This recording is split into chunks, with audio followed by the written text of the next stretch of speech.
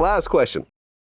Last time that we did an interview, you talked about how you used to hang out with Pablo Escobar. You guys used to race boats. No, I didn't race boats with Pablo. His crew, I did. All the people and money launderers and drug cartel so when people. He fly his helicopter to your backyard and stuff like that. Yep. That part of the interview went really viral. Yep. TMZ hit you up and asked you more questions. People Magazine did features and everything else like that. Any more stories from that era you could share? Oh my God, how much time do you got? Well, tell me some more stuff from that era. Woo. So it was really weird because I didn't know who these people were, and they would come in town and then big entourage and leave, and they would have those badass cars, Mercedes, Testarossas, and different things like that, and I was all into the boats and the cars, and I'm just young and racing and stuff like that. So these are the people I would hang out with daily, and you never know who was going to come through, and you didn't have Google to find anybody, but you know, it goes deep. This guy Tarzan came in, and we didn't have any Russians around this. This was all basically Colombians and Latin, mostly people I was around, and some Americans. A lot of Americans drove the boats, you know. A lot of companies came up, like a company called Midnight Express, who still makes boats today. They started their boat making manufacturing career off of drug running. The reason the name is called Midnight Express, and they tell you about it. They'll tell you the history of how they became what they are. And they're still one of the most sought after boats. It's kind of like a really high-end boat right now. My buddy Guy Fieri that cooks, the spiky-haired friend, he just bought one. Huh. So those boats go back to the reason they started the Midnight Express was the name. It tells you everything. It was an all-black boat. The only company that made an all-black boat with a lot of hull room for square footage. And they dispersed the weight to where it was a catamaran boat, and it was able to stuff more cocaine up in or marijuana, but mainly cocaine, up into the hull, and then offset it with the CNG motors that Ralph built, which is also on every cocaine cowboy movie. That Ralph was a good friend of mine. He's worked for CNG, built these boats, made them faster, made them quicker, put more horsepower in the engines. The engine room was like Rolls-Royce engine room. And I'm like, how do they got all the money to do all this development and do all this shit? This was never here a few years ago. It was really trying to scrounge and, you know, take some old parts out of the junkyard, hone it out, get some more compression, try to get as much, you know, hot rodding or drag racing and shit. And then all of a sudden money came in out of nowhere. And we were like, this went from one stinky gas-smelling engine room to a gigantic 500 engines with chrome and jewelry on every one of them, and all of them decked out. They're going in all these boats. Where are these boats coming from? Look at all the fiberglass being laid. Holy shit, what's that material? That's carbon fiber. They're laying that carbon fiber down. And I'm walking in all these boat manufacturing places, and one of them was Pepe Nunez. You can Google all these names.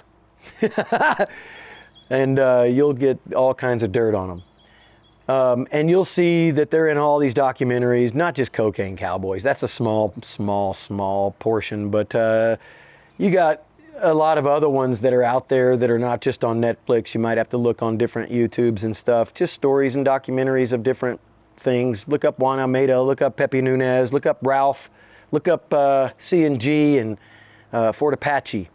That's where I was daily. So I could tell you stories all day long about different things. And I know the drug running route was called Beer Can Alley. And they personally went out there at 4 in the morning with a black boat to dredge. It was a dredging boat with this big tube that went down, and they had scuba divers that would go down at night.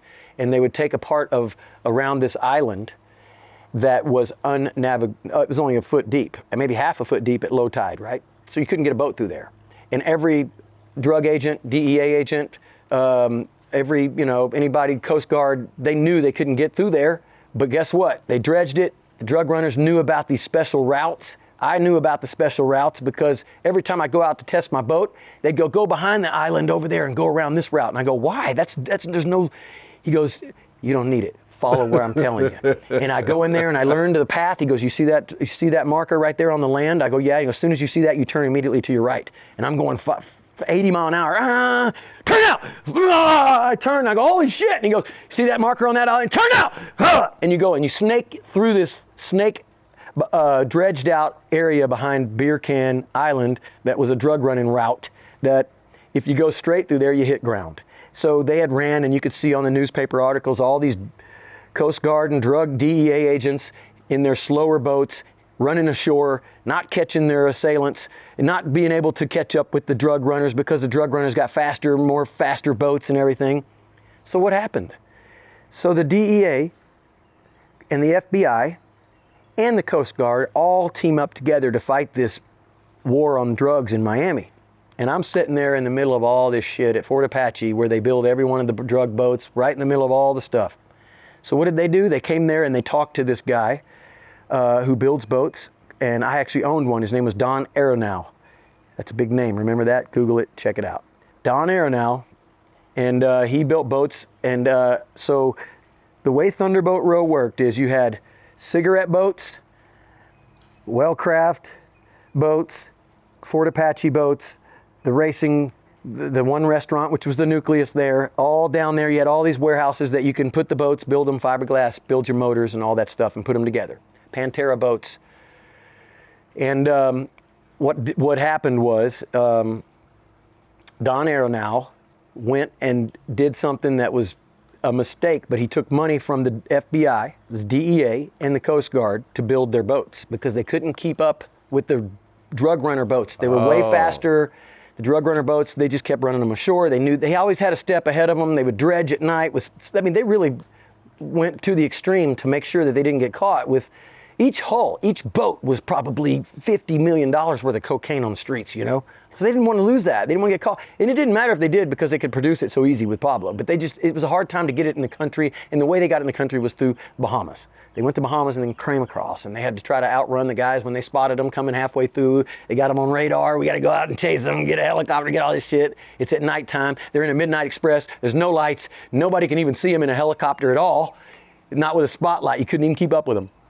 So it got to be a thing, you know, and they would outthink them and beat them to the punch, and that's where I was at that whole time. And if you see it, they got mad at Don Aronow because he did that. So now he was giving an advantage to the people that were chasing all the drug runners' boats. You know what I'm saying? So now he put them in race boats with fast engines and stuff, and it ended up killing him. They killed him because of it. So all the people that were pissed off at him for doing that. They go, you're one of us. You've been making these boats and selling them to these drug users and you know it. And he goes, I'm just a businessman. I don't know what you're talking about. If they come in here and buy a boat, I don't know who they are. And they go, bullshit. You know you sold all these boats to the Coast Guard. You know you sold them all to the DEA agents. And I got all these stories from Juan Almeida. And I saw it unfold in front of me. And not only did he go to prison, they had a race car driver, a famous race car driver named Randy Lanier, who drove the getaway car for the guy who shot him in the head. And there's a movie about it. You can see it, Don Aronow. I think Travolta played him. So he pulled up. I was there. I'm telling you, everything that I can tell you, I was probably in Fort Apache eating or in my boat looking at something, not knowing anything that's going on. And all this shit unfolds. He goes to prison. They tried to escape. He gives this guy 1 day helicopter training. 1 day. Never flew a helicopter in his life. Tomorrow I'm going to learn to fly a helicopter. The very next day I'm going into land in the prison yard and I'm going to put Aronow in it and I'm going to escape. And we're going to escape. Ben Kramer. Ben Kramer is the other name who had him shot. So he actually landed the helicopter, flew it all the way in the prison, took off, got out of the fucking prison, taken off and hit a tree and crashed on the other side of the killed him. Damn. That's it. That's what happened. And if you look at those stories, and nobody ever really ties all that into Pablo, it all revolves around. It's all Pablo's money. That's what made the boats faster. That's what they got pissed off at Don Aronow for selling those boats to him. And you know what he did?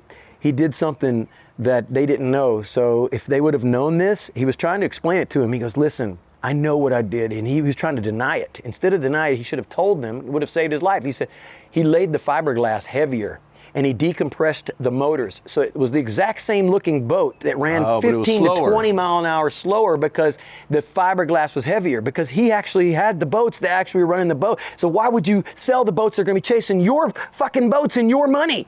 You're an idiot. We're gonna, pow, you dumbass, you fucked all of us. Now they can catch us. Our boats are the same speed as theirs. He goes, and they found out they weren't. So the boats they sold to the DEA and all them were way heavier, less compression on the motors, and they put a different pitch on the prop to slow them down. Huh. There's a whole bunch of details there that have never been exposed, and there's stories that are just so fascinating and interesting to me that I was even there, that I even know all this shit. How do I know this? Because I lived there, and I didn't even know what was going on until after it all happened.